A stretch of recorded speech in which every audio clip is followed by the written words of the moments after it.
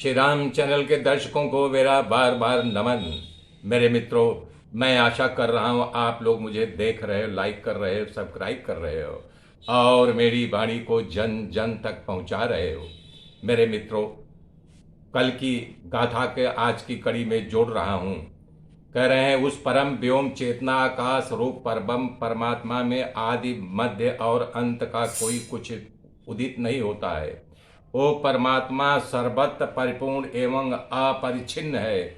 ओ अद्वितीय सर्वव्यापी शांत अथवा कारण से रहित ब्रह्म शून्य अनादि अनंत मध्य रहित था अपनी ही महिमा में प्रतिष्ठित है। उस निर्मल चेतना का स्वरूप परमात्मा में प्रतिष्ठित है। उस निर्मल चेतन का स्वरूप परमात्मा में एक कल्प तक बड़े भारी वेग से ऊपर से नीचे की ओर पत्थर की शिला गिरती रहे और नीचे से पक्षी राज गरुण उसी वेग से ऊपर की ओर चले और समर्थ वायु समान वेग से दोनों एक दूसरी ओर बहे तो भी उन दोनों के संयोग में नहीं प्राप्त हो सकता। कह रहे हैं उसी प्रकार से इस ब्रह्म की लीला का कोई पार नहीं पा सकता है।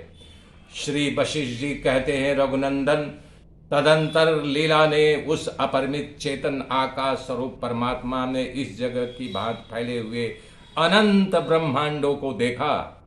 जैसे धूप निकलने पर जंगल के छेद में से जो किरणें घर में आती है, या आपने देखा होगा सुबह सुबह आपका जालीदार घर है, खिड़की पूरब दिशा की ओर से, उसमें छेद में से प्रकाश, जिसे तस रेणु कहते हैं, वो प्रकाश प्रकाशित होता है, दृष्ट गोचर होता है। उसी प्रकार लीला ने सभी ब्रह्मांडों में सृष्टि को देखा जो स्वयं प्रकाश अधिष्ठान भूत चैतन्य से भासित था।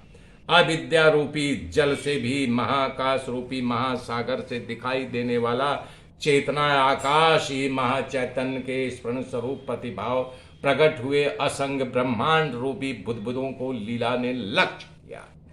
जिसकी दृष्टि अज्ञान से दूषित है, उसी पुरुष का आसीन एवं महान चेतन आकाश रूप परमात्मा में संपूर्ण आभरणों से युक्त ये ब्रह्मांड प्रतीत होते हैं। सारे ही पदार्थ परतंत्र होने के कारण वेग पूर्वक इधर से उधर भागते रहते हैं। उसमें परस्पर आकर्षण होने के कारण गिरते नहीं है। जैसे लोहा चुंबक हो तो लोहा के छोटे छोटे कण को अपनी ओर खींच लेते हैं, उसी प्रकार से एक दूसरे के आकर्षण से गिरते नहीं। ब्रह्मांड में जो महापृथ्वी रूपी भाग है उसका अधोभाग है और उससे जो भिन्न आकाश है उसका ऊपरी भाग है। जैसे मिट्टी के गोल ढेले में दसों दिशाओं की ओर से सटी हुई चींटियों का जो पैर होता है वो अधोभाग होता है। मतलब चींटी किसी दीवार पर देख लीजिए उल्टा लटकी रहती, जहां पैर होता है वो नीचे का भाग कहलाता है और पीठ जो है ऊपरी भाग कहलाता है। इसी प्रकार दसों दिशाओं में सगलंग जो पैर है नीचे का भाग कहलाते हैं। आकाश की ओर जो पीठ है या सिर है उसे वर्ध भाग में ऊर्ध कहा जाता है, ऊर्ध भाग। कह रहे हैं किन्हीं किन्हीं ब्रह्मांडों के भीतर बल्मीकों के समूह से व्याप्त है, उसमें मनुष्य नहीं है। उन ब्रह्मांडों में निर्मल आकाश में देवता किन्नर तथा दैत्यों से युक्त विभिन्न लोकों से बेष्टित है। जैसे पका हुआ अखरोट फल छिलके से ढका रहता है, उसी प्रकार कुछ ब्रह्मांड तत्काल कल्पित जरायुक्त उद्भिज अंडज और स्वेदज चार प्रकार की सृष्टि होती है ना। कह रहे हैं कि जरायुज उद्भिज अंडज और स्वेदज चार प्रकार के प्राणियों तथा ग्राम नगर पर्वतों से युक्त होकर के उत्पन्न हुए स्थित काल में संपूर्ण प्रताप चेतन परब्रह्म परमात्मा में ही रहते हैं। सृष्टि काल में उनसे उत्पन्न होते हुए प्रलय काल में सब उसी में लीन हो जाते हैं। अतः संपूर्ण दिशाओं में वस्तुओं में वो दिखाई देते रहते हैं। सिर्फ ब्रह्मांडमय के अलावा, ब्रह्म के अलावा कुछ नहीं है, उसमें अतिरिक्त कुछ भी नहीं है।